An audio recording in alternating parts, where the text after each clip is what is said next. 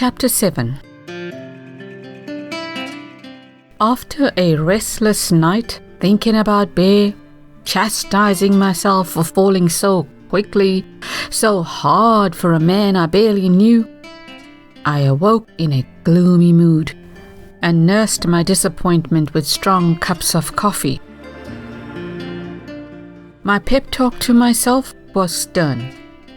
From now onward, Bear is history, and I'm not ever gonna think about him. I'm not gonna talk about him. And yeah, history. I can do it. I'm strong. I can walk away and never look back. I can. Then I answered a knock at my door. Guess who it was? Bear. Yep. It was that Bear. You know, the one who I planned to shake off? That one. In one hand, he held a miniature wrecking ball. In the other, a picnic basket.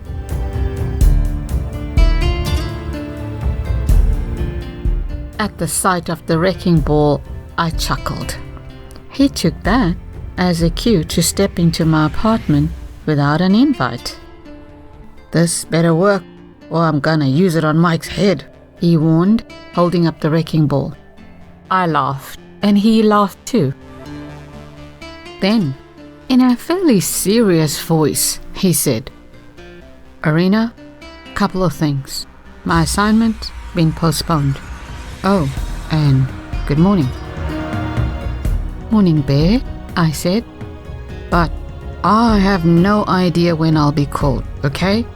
So, if you ask me, I'm gonna say, I don't know, and you're not gonna like it. But that's all I can say, baby." Baby. That's all I really heard, baby. And God, I loved it when he called me baby. My heart loved it too, because it began to do little cartwheels inside my chest. "In the meantime, it's a beautiful day. We're going on a picnic." He lifted up the basket, which was packed to the brim. "We're doing this." The Bear in front of me stood up straight, shoulders relaxed, a no-nonsense look on his face. A different Bear from last night. A confident, determined Bear. His demeanor, I'm telling you, not asking you, it surprised me. It also confused me a bit. Bear? I smiled and shrugged, not knowing what to make of things, not knowing what to say. All my resolve was dissolving at an alarming rate. "Don't do that." "Do what?" "Don't smile at me like that." "Bear!" "Don't do that." "What?" "Don't say my name like that." I laughed. "Don't do that. Don't let me hear you laugh, please." As he spoke, Bear took liberties. Using just his body, he steered me backwards toward my bedroom and into it, kicking the door shut behind him. "Bear, what are you doing?" He maneuvered me onto the bed, onto my back, dropped the picnic basket and flopped over me, kissing my face wildly. "Man, I missed you." "Bear." I did try to push him off me, but it was like moving a car. "I can't let you go." "No way. I'm not letting you go. You hear? You're fucking with my head, baby. I can't think of anything else but you. You know that? It's painful, man." "Painful, Bear? I don't want you to feel pain. That's not my intention." "Yeah? What's your intentions then?" "They better be dishonorable. Please let them be dishonorable."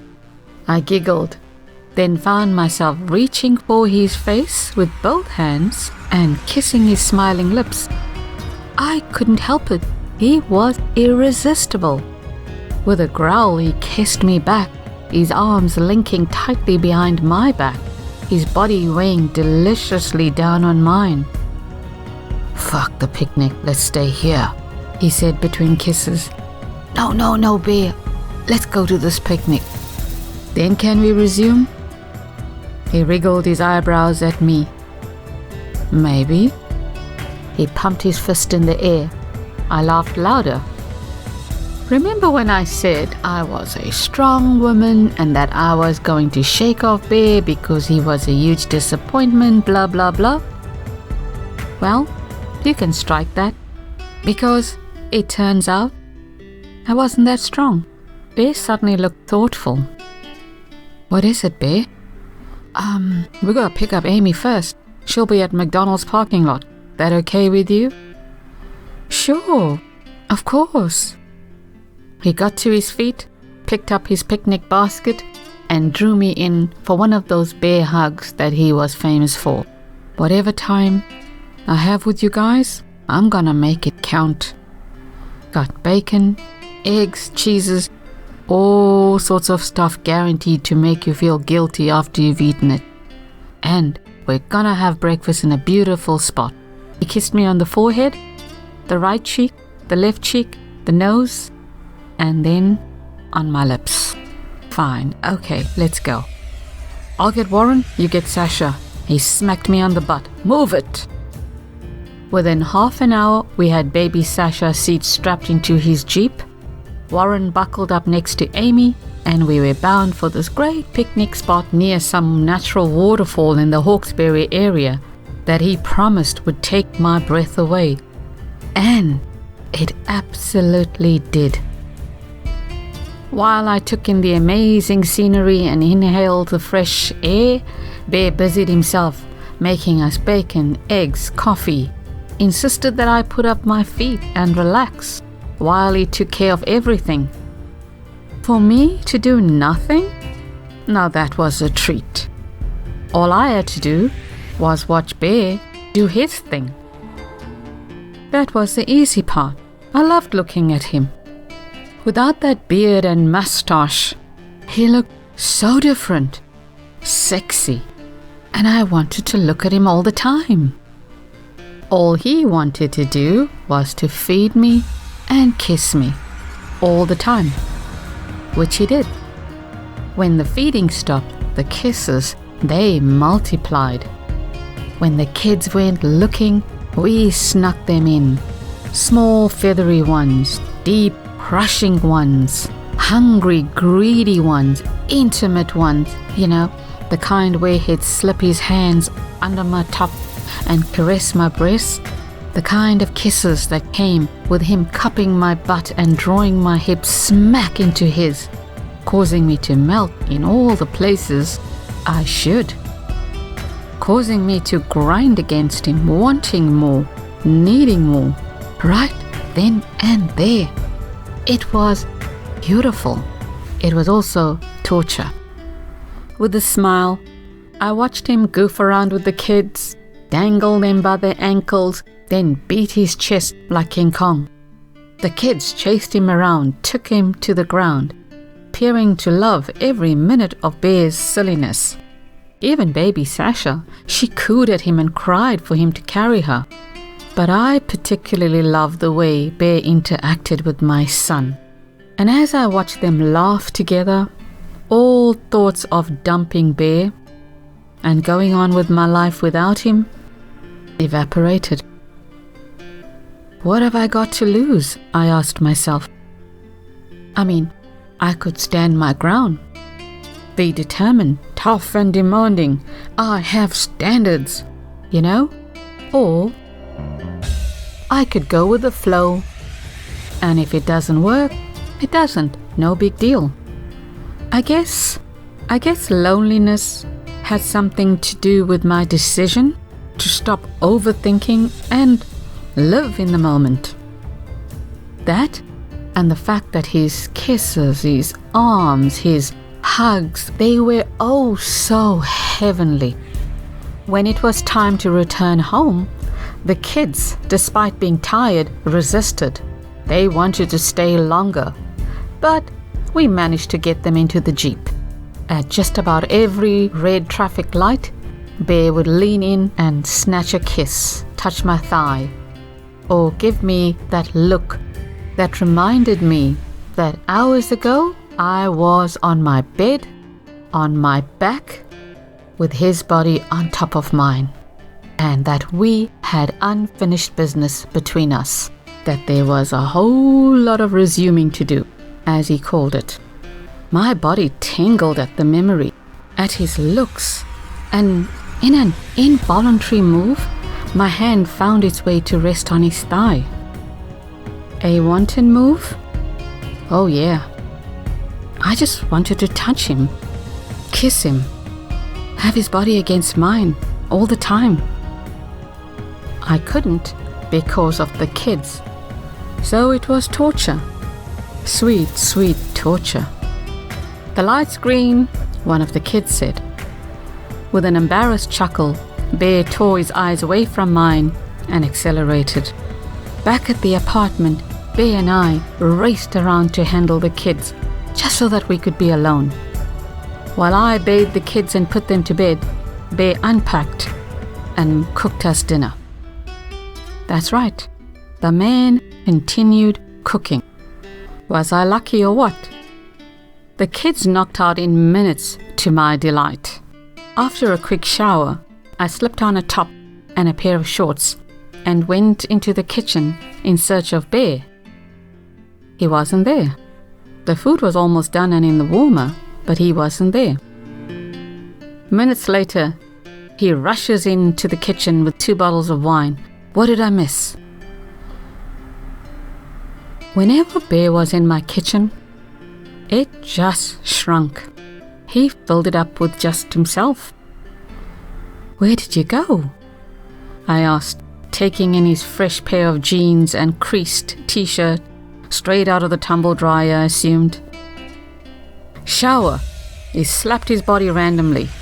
"Snap, I showered too," I said, reaching for the food. Bear strode up to me and cloaked my body with his chest locking against my back. "You smell good," he said, slipping his arms around my waist and nuzzling the back of my neck. I had no idea that the back of my neck was so sensitive, that just his breath and the touch of his lips on it could render my entire spine liquid. When did it get that way? Wow, I liked it. As he progressed to sucking on the back of my neck, his hands traveled under my sleep tank top and caressed my breasts. I groaned and fell back onto him, reaching behind to sink my nails into his butt. With a low growl, his hands moved lower, down my chest, over my stomach, and into my shorts. When his fingers reached to stroke between my thighs, I felt on the brink of an orgasm. Already. All that necking, all that touching, all that sucking without actually having sex was nothing short of tantric. And I felt myself on the rolling edge of an orgasm already. Then Bear spun me around to face him. His eyes glazed. I slid my arms around his neck, opened my mouth for his tongue. Hot, eager, greedy. As we kissed, I slipped my hands under his t-shirt and raked my nails across his muscular back. His response was to groan into my mouth and grind his hips against mine, his erection hot and seeking under his jeans. I swiftly matched him, grind for grind, moan for moan, lick for lick. My small, dimly lit kitchen resonated with groans and sighs of unadulterated pleasure. We had a practical problem though. I had a 1-bedroom apartment which the kids were asleep in, and we both were switched on in a huge way. So, as I've said, back to reality. We had a practical problem. What do we do? Bear whispered a solution. baby monitor. He followed that with a jerk of his head toward his apartment. I nodded. I like the way you think. Me too, he said. We giggled, then hurried to turn on the baby monitor, after which I allowed him to lead me by the hand out of my apartment and into his.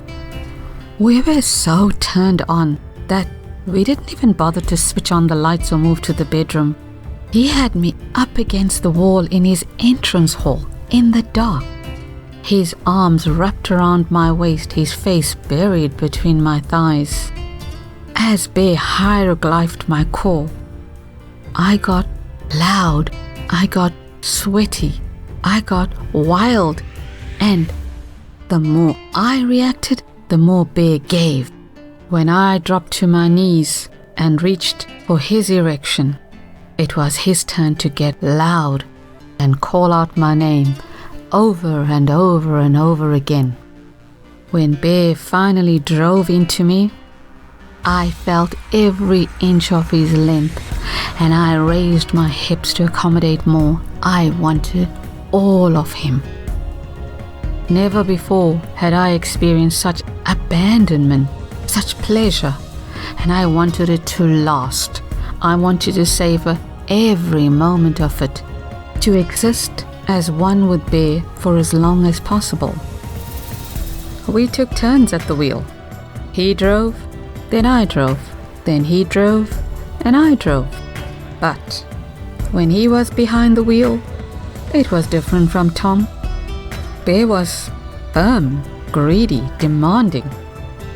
But he was also loving, giving, generous. Oh boy, was he generous. His whole aim was to please. "You're beautiful," he chanted over and over and over again, making me feel as beautiful as Cleopatra. As he twitched deep inside of me, I felt a million bubbles explode within me. I grabbed onto his shoulders as my body shuddered with rapture and relief. My first orgasm during the deed. During the deed. I was surprised. I could actually orgasm with a man inside of me? Wow. Tom was right after all. Who'd have thought? Then Bear began to flip. By that I mean he began to flip me this way and that way and this way and that way for maximum pleasure. It was a wild ride until he exploded deep inside of me. Slick with sweat, we lay spent in each other's arms. Sweat. How about that? I actually sweated while making love to Bear. Well, it wasn't so much as making love. It was more like fucking. I actually sweated while fucking Bear. It was possible after all. Tom was right again. Wow. Damn, Bear chanted, damn. I grinned and said, ditto. What a workout. Quite a jungle gym we have here. I laughed, ditto and ditto. You do realize I'm reloading, right? I laughed and pushed Bear off me. I gotta have another shower. Yeah, me too. So, we showered again, together this time. Because, that's right, we sweated during sex. Sweated a lot, enough to have to take a second shower. Dinner was quick, and we hurried back to his bed for seconds, if you know what I'm saying. Which was longer, slower, more coordinated, but equally pleasurable. Bear spent the night in my arms. Thereafter, he spent every night in my apartment in my arms. We were unable to stop touching each other, we were unable to stop kissing each other, and we just couldn't stay away from each other. When Bear made love to me, he evoked all 5 senses of mine: touch, smell, taste, hearing, seeing, all fully engaged, all part of the equation. And I believe that's why I could orgasm so quickly with him inside of me too. It was phenomenal, and unlike in the past, I found myself initiating sex with Bear often because I loved it so much. It wasn't a one-sided hurry up will you affair. No, it was usually a slow dance, slow touch, but with a changing tempo that almost always resulted in a rolling, roiling crescendo. It was so beautiful that I was smiling all the time, and people, they were constantly complaining that I was glowing. As for my kids, Warren and Sasha simply adored Bear. And the moment he entered the apartment, they were all over him, fighting for his attention. He brought them lots of gifts, played with them, and even read them bedtime stories, which delighted me. I suspected that Bear was lonely and that he enjoyed the family setup that I had, his surrogate family. That was us. Amy, Bear's daughter, spent more and more time with him, with us, and we became a family of 5 very quickly. So much so that Bear asked me to move in with him. I wasn't ready for that. Much as I enjoyed having Bear around, I was enjoying my freedom, and I didn't want to surrender to him, which was what would have happened had I moved into his apartment. Guess I was still wary and scared of men. So I declined, stating that I was still married to Tom and that I didn't want to, rock any boats. Bear didn't say much, but I could tell he knew my real reason, and I suspected that he wanted me to trust him more. Unfortunately, he'd have to give me more time. One day, Bear burst into our apartment singing, "I'm home." Warren rushed over to greet Bear. Bear gave him a hug, then a gift. "Bear, you're the bestest," Warren said with glee. Sasha put out her hands to Bear, her little body jerking out of my arms. Bear scooped her up from me and put her on his neck.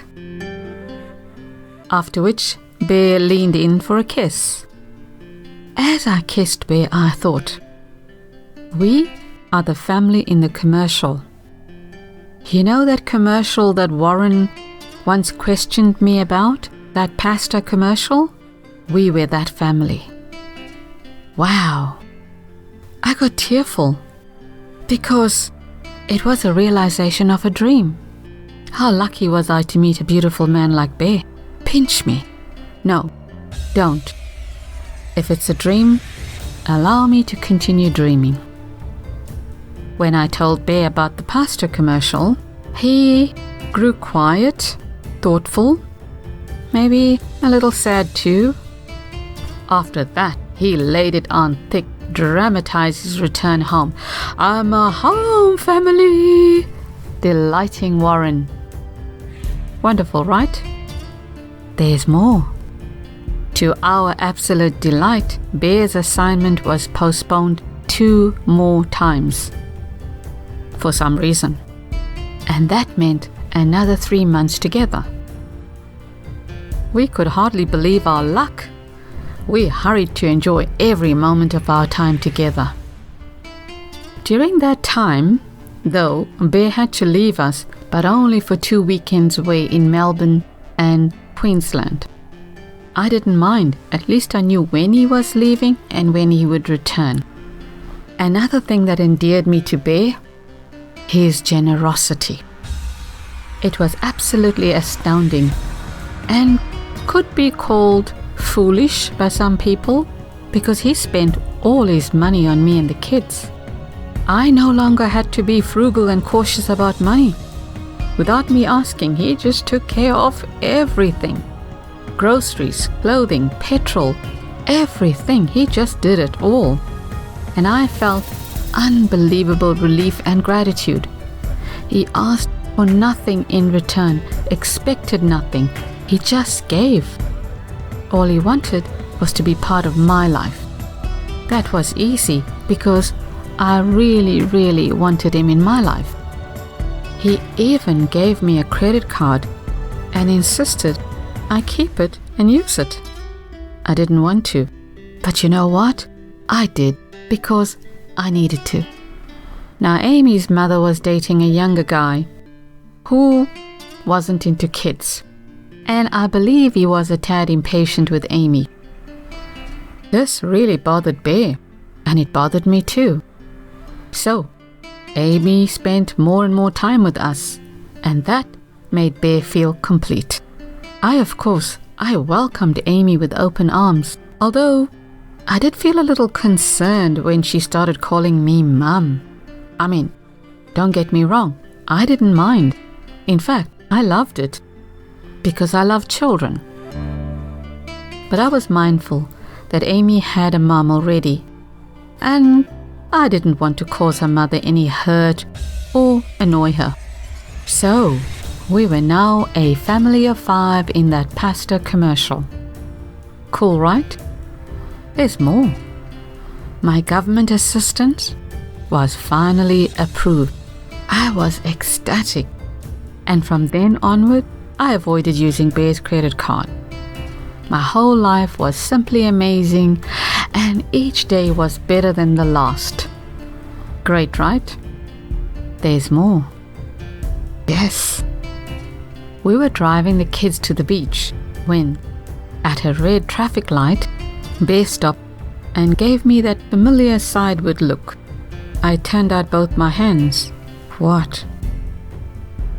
Just thinking how much I love you, he whispered. I knew that Bear loved me. I mean, let's put it this way. I sensed that he loved me rather. And I felt the same way about him. But there he was, declaring his love for me at a red traffic light. That was huge. Huge. His words were so unexpected that for a moment, I just stared open-mouthed at him. I love you, he repeated, reaching for my hand, kissing it before squeezing it to his chest. At that moment, I felt as if I had found my soulmate for life. My eyes started to burn with tears, my jaw started to tremble, and I felt like I was going to ruin a beautiful moment with an ugly cry. Give her a kiss, Warren shouted from the back seat. Bear jerked to look at Warren, clearly unaware that the kids were eavesdropping. And a hug, Amy said, like they do in the movies. You have to kiss and hug, she explained. Bear looked at me with amusement in his eyes. I smiled through my tears. He leaned in to take me in his arms, kissed me, hugged me, then whispered, forever. Those words. The happiness I felt just streamed down my face. I couldn't help it. I love you, my Care Bear, I said. He smiled, then nodded. I like that. Care Bear, I like that. The light is green, Amy called. Right, Bear said. With my hand still in his, he drove on. Feeling emotional, I turned to look at my son. Warren nodded at me as if to say, It's okay, Mom. I blew him a kiss and smiled at my Care Bear, who still clutched my hand to his chest. Later on, I would ponder my emotional reaction to Bear's declaration of love. I would conclude that it was because of Tom. He had over the years continuously and systematically instilled in me a sense of worthlessness, that I could never be loved by anyone, by any man, because I was, well, too stupid too simple, too ugly. Something my son had heard and witnessed over and over again. And who knows, maybe even believed it. Now Bear, with his kindness and love, was unknowingly, actively working to undo all the harm and suppression, freeing me in the process. If only Tom knew how worthy I was of love. If only he knew how much I had to give. And if only he knew about this beautiful man next to me who promised to love me forever.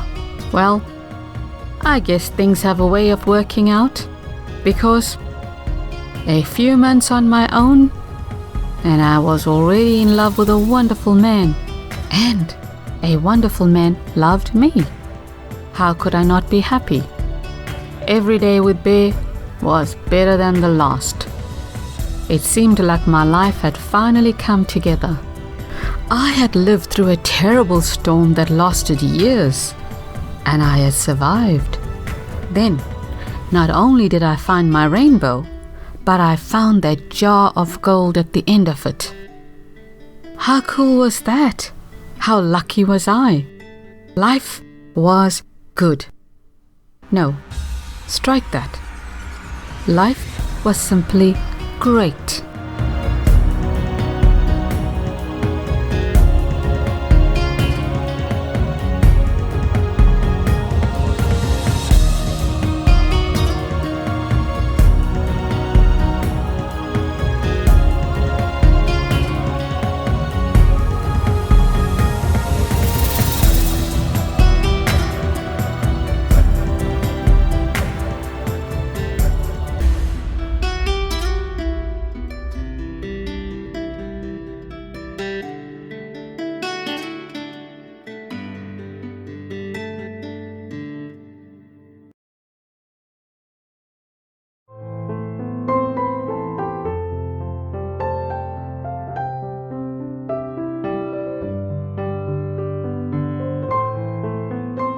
Chapter 8. Months passed, and still no word from Tom about seeing our kids. His silence made me uneasy, I had to admit. But it was better to let the dog lie, right? Right. So I did, and continued living my life with my precious family. As for Mike and Song, they moved in together shortly after Song graduated from TAFE. Mike set her up in her own beauty and massage studio, and they asked me to do all their accounting. Of course, I was thrilled. I mean, even though I had Bear, I still wanted my nest egg, clutched at it, refused to surrender to Bear. I also helped Song out a lot with little Charlie, allowing her to work the extra hours she needed in order to build up a new business. Sometimes I helped Song out at reception while Sasha played on the floor with the toys. No one minded, which was fantastic. I also scored Song some free editorial by placing an ad in the local newspaper and bribing the consultant with a sensual massage for her and her boyfriend. The consultant was happy. Song's phone buzzed with business, and she said she was thrilled. That's 100% thrilled. I really loved Song, despite her inability to keep secrets and the fact that she still called me a tight ass. I would have done anything to help her succeed. In fact, I started feeling the same way about Mike. He was a good man, and I loved how he loved Song, so I loved him. Look at me, I thought, loving everyone around me suddenly. Such an Oprah moment. Sadly, our luck ended. The day had finally come and Bear was leaving. I was in tears at the thought of being without him for, well, Bear was still unsure. 2 of his previous assignments were for 3-month stints at a time. So, 3 months would be a safe estimate. How would I manage? How do I sleep without him? When we slept entwined in each other for the last 4 months, what do I say to my kids when they ask for him? They had grown so fond of him and didn't allow him out of their sight. His bond with Warren was particularly strong. Imagine, I used to wait for Monday mornings so that Tom could leave home.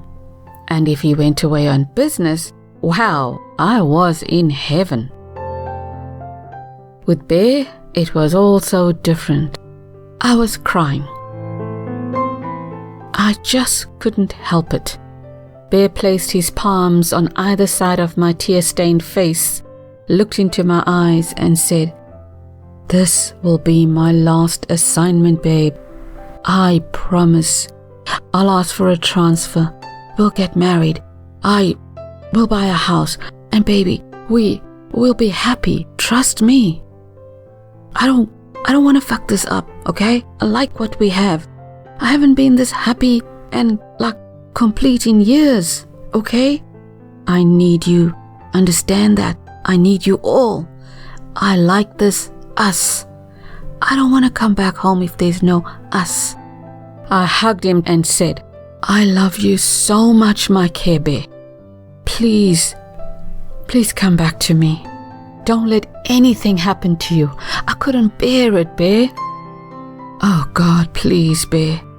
I don't think I can live without you. Please come back to me. Baby, nothing's gonna happen, okay? But if anything does, you contact Captain Warner of Hornsby Police, okay? He'll try to get word to me. Now don't talk to anyone else about me, just him, okay?" Parting was truly sweet sorrow. I hugged him and cried buckets as we said goodbye. The moment he left, the apartment felt empty.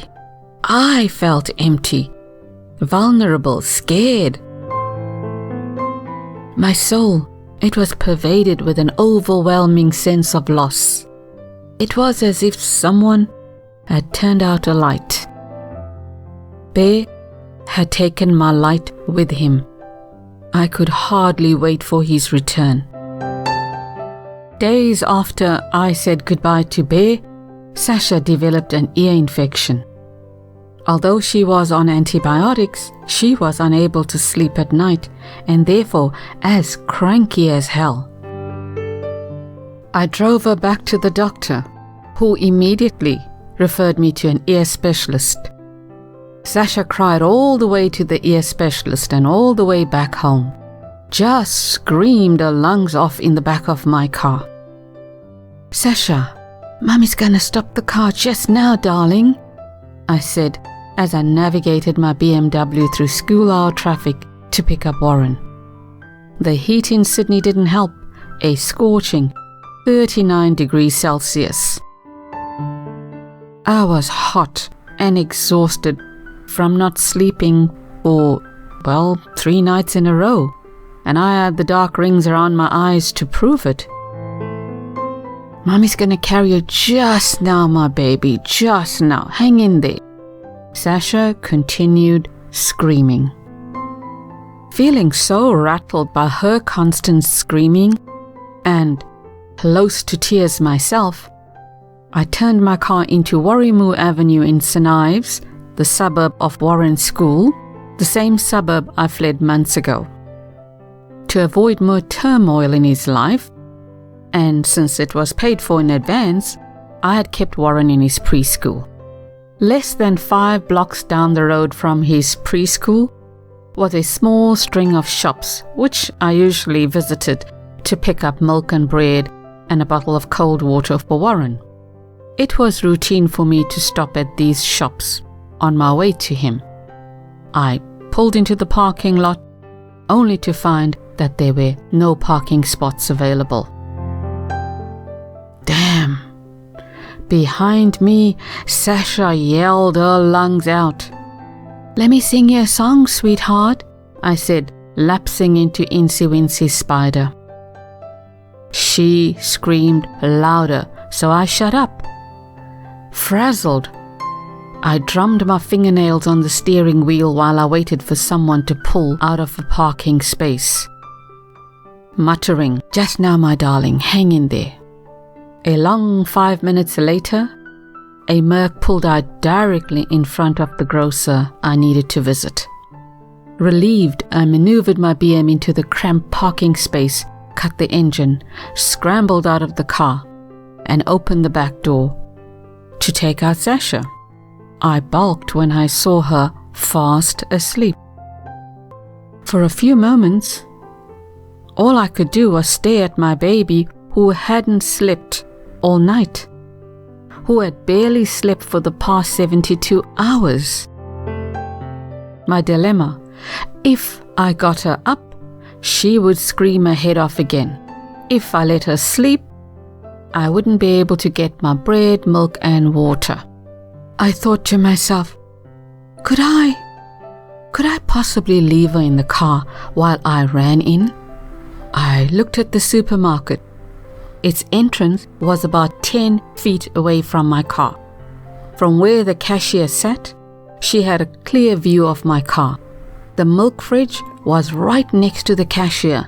The bread shelf was opposite the cashier. I gauged and calculated I would be able to dart into the supermarket, grab the bread and the milk, pay for the stuff, all the while never taking my eyes off my car. Probably all in 60 seconds. The searing heat forced me to make a quick decision. I turned on the ignition, which turned on the air conditioning, then shut the door. I took some money out of my purse and raced up to the shops, grabbed the milk and water, scooped up a loaf of bread, and in less than 60 seconds, I was in line at the cashier. I looked at my car again, all good. It was a quiet, affluent neighborhood, a cul-de-sac even, so nothing bad had ever happened in all my years of living there. My money was in my hand to speed up payment, and there were only 2 people in front of me, standing in line to pay. This will go quickly, I thought. The woman in front of me, holding a can of cat food, turned and smiled at me. I smiled back at her before shifting my eyes back to the car, thinking I would have to wake up Sasha when I get to pick up Warren, a thought I dreaded.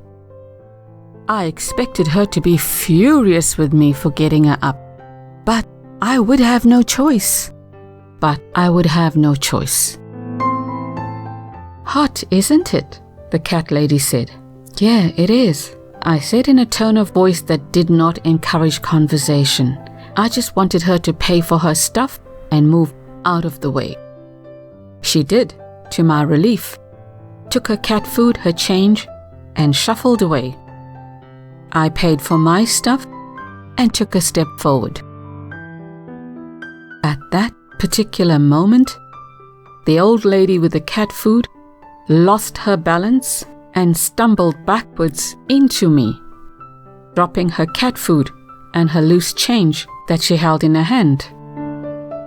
Normally, I would not hesitate to help, but I glanced at my car and decided, no, not today.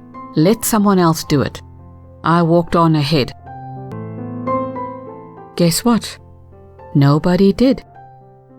The woman was so old. How could I possibly not help her? With a sigh, I turned back and scrambled to pick up the cat food and change for the old lady. "Thank you so much," she gushed. Thank you. "You're welcome," I mumbled as I picked up the coins from around her feet. I stuffed them into her hands and turned back to my car. It was gone. I blinked rapidly.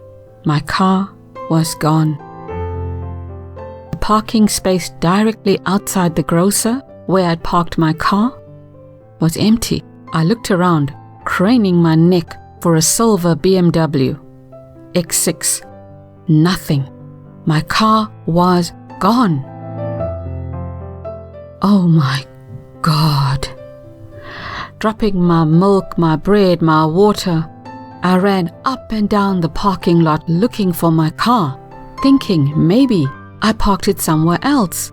I mean, I hadn't slept in 3 nights, so maybe in my muddled state of mind, I had gotten the parking spaces mixed up. But there were only 12 parking spaces in the entire parking lot, and none of them had my car with my precious baby in it. I looked for my phone, my bag. They were all in the car. Oh my God. Are you okay? A woman pushing a stroller asked. With both hands on my head, I choked out the words, "Someone stole my car." I grabbed her arm. Please help me. Call the police, please."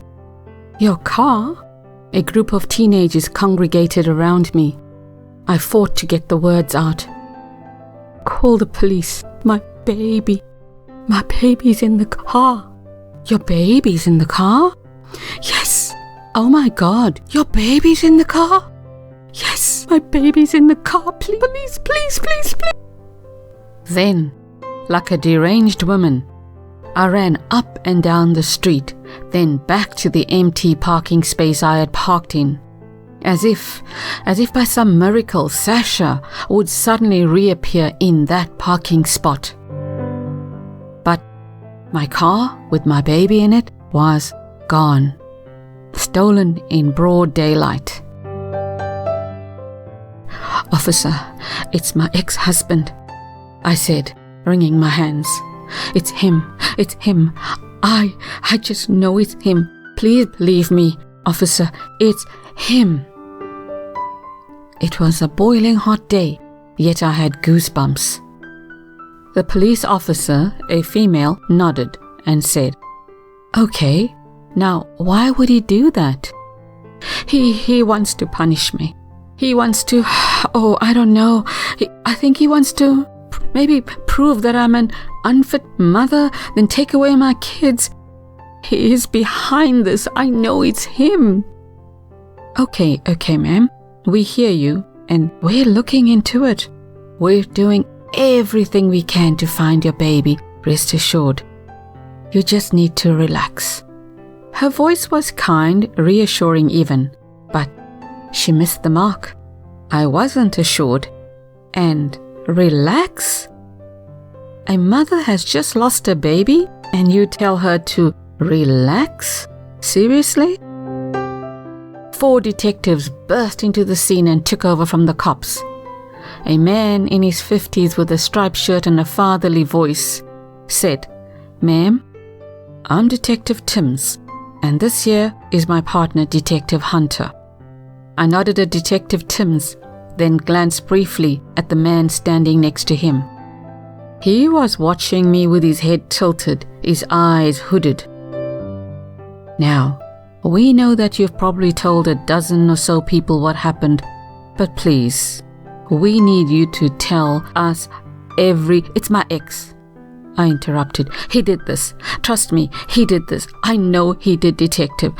"Okay, so tell us about it. Tell us what happened." I pressed both my palms to my eyes, red and gritty from crying and from lack of sleep, before I repeated my story. I had watched crime shows, so I knew that the police would have to rule me out as a suspect before they investigated others. So I wanted to cooperate with them, tell them everything they needed to know, and quickly, really quickly, so that they could exclude me as a suspect as soon as possible. Everything about the situation was urgent, so I spoke fast. "Right, so where is your son now?" "He's with a friend from school and his friend's mom." "Right, so tell us more about your husband." "Soon-to-be ex.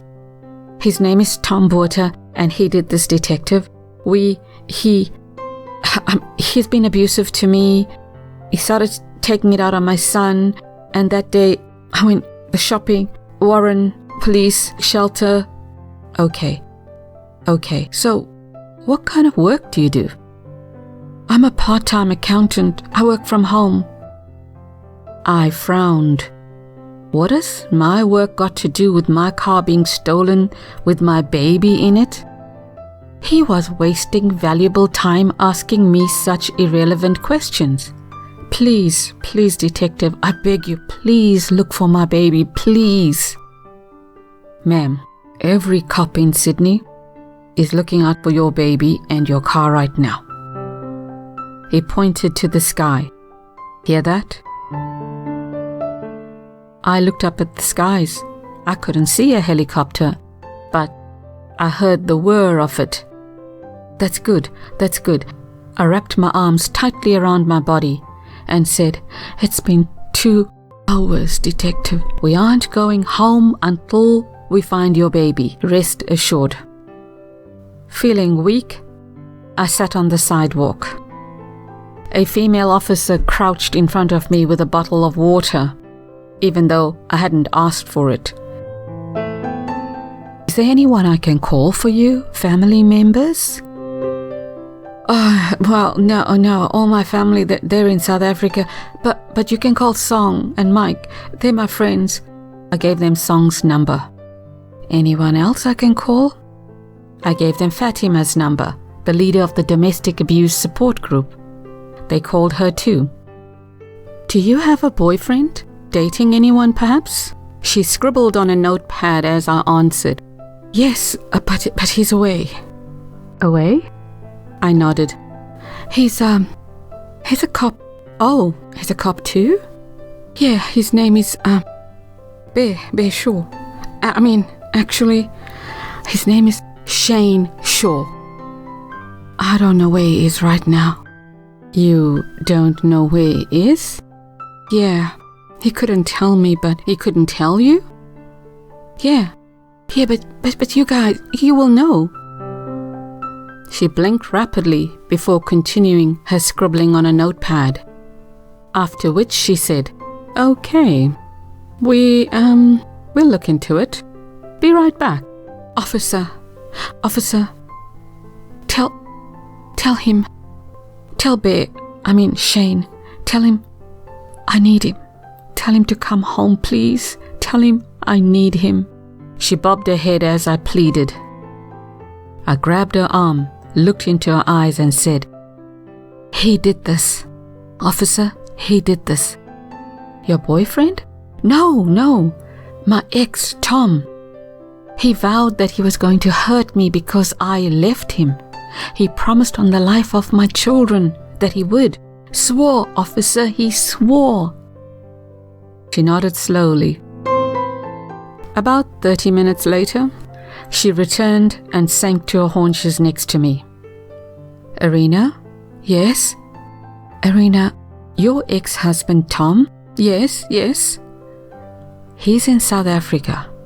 What? He left 2 days ago.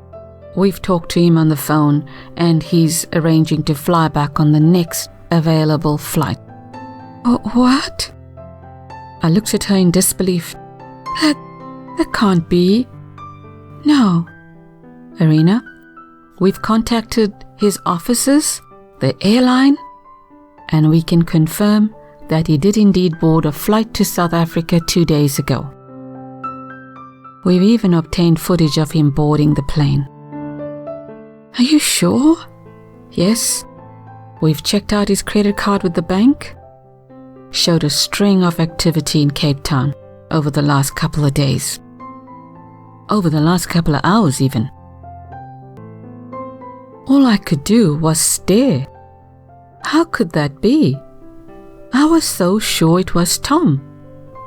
So now what? Well, we've ruled out Tom as a person of interest, Arena. Now we're taking you home. She got to her feet. No.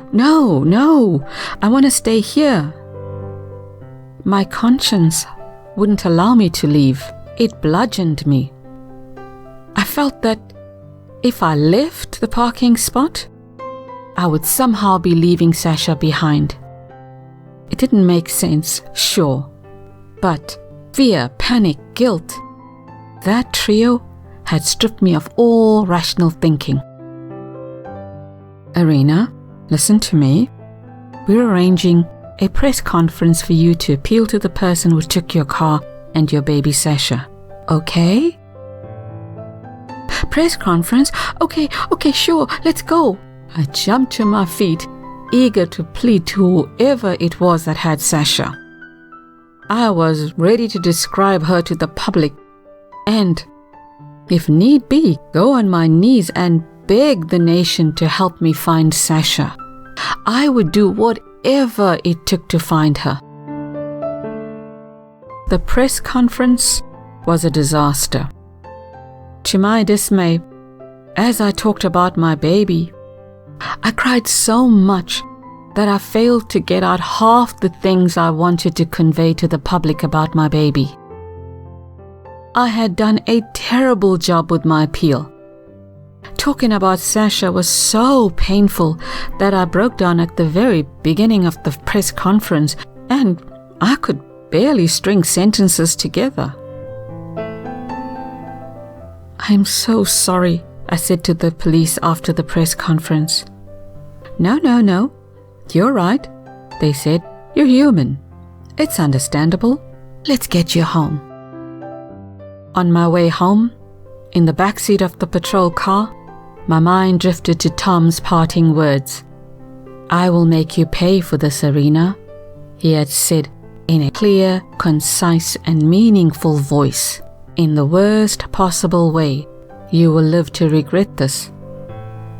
Just wait and see. Nobody crosses me, nobody." Worst possible way. I began to pray, "Please God, when I get Sasha back, I'll never do this again. Please just let her come to me soon. Please God, please, please, please." When I wasn't fervently praying to God, I was thinking about Tom, blaming him. He was behind the theft. He had to be. Nobody could tell me differently. I knew it for a fact. Tom was behind the theft of my car with Sasha in it. He was probably out to prove that I'm a negligent mother, so that he could take away the kids, get full custody. The question was, how do I prove it? He had an alibi, an overseas alibi. It was confusing to me, but only superficially. Deep down, it was Tom. I knew it was Tom. I closed my eyes and leaned my weary head back against the window of the car. Images of Sasha's beautiful face, her charming, angelic smile, flashed in front of me, bringing on a fresh batch of tears. "Sasha, baby, I am so sorry. Mommy messed up, honey. I am so sorry." I tried really hard not to think of her, crying, calling out for me. She was ill, remember? That ear infection? "Please God, please don't let her be in pain. Stay strong, stay calm, positive thoughts only," I told myself, whenever I felt myself unravel, which was every 5 minutes. "She'll be traumatized, but I'll nurse her till she's better. It'll be okay."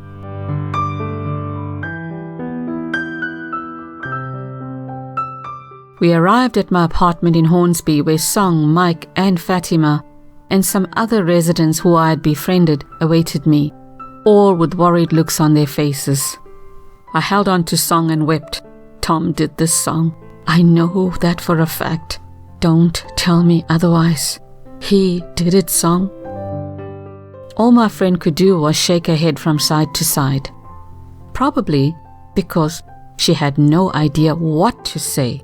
Then she just held me and wept with me. As can be expected, I was unable to eat, unable to sleep, and simply unable to concentrate on anything.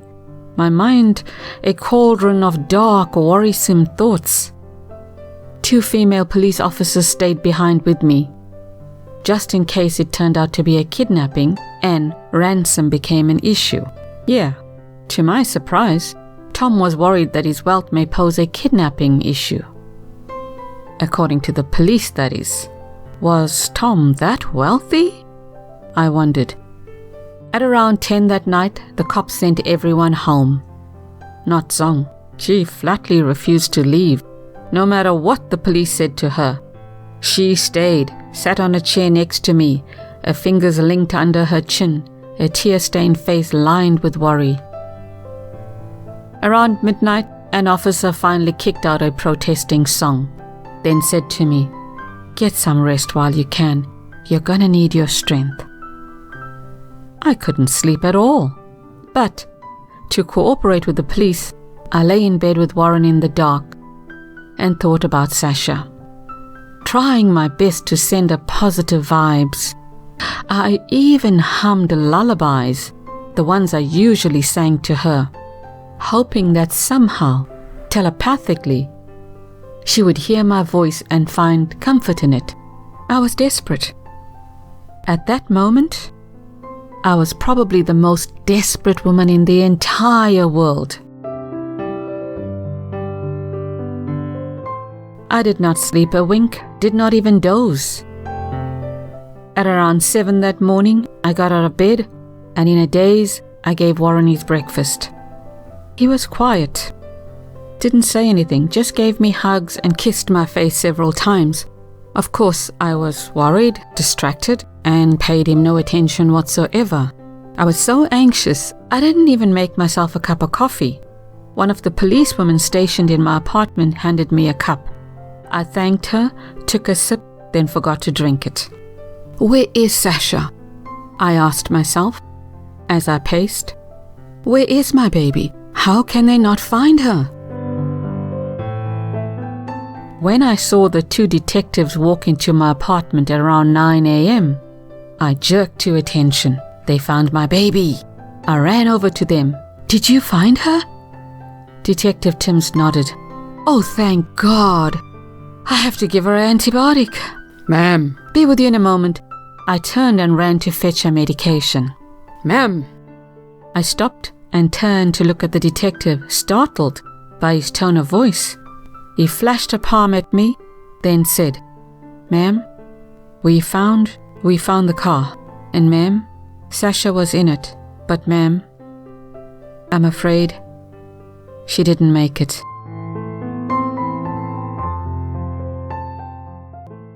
I turned out my palms. "What do you mean? What are you saying?" As the detective explained, I heard a deafening roar in my ears, like that of a waterfall right next to me. And I only got parts of what he was saying, like jumbled words: abandoned, heat, organ failure, sorry. He kept saying sorry. In fact, my apartment was suddenly filled with a million men and women in blue, all muttering the words sorry to me. I had trouble understanding them, trouble hearing them too, because someone in the room was screaming hysterically. It was me.